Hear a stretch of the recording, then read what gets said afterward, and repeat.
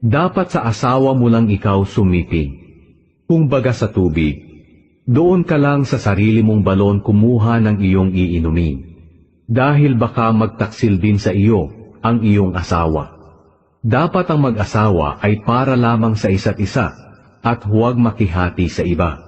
Maging maligaya ka sa iyong asawa na napangasawa mo noong iyong kabataan. Maganda siya at kaakit-akit gaya ng usa.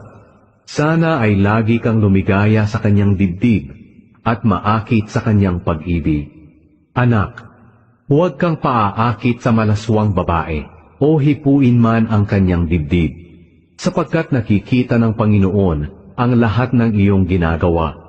Saan ka man naroroon, tinitingnan ka niya. Ang masamang tao ay bihag ng kanyang kasamaan, para itong bitag na huhuli sa kanya. Maliligaw siya dahil sa kanyang kamangmangan, at mamamatay dahil ayaw niyang itinutuwid.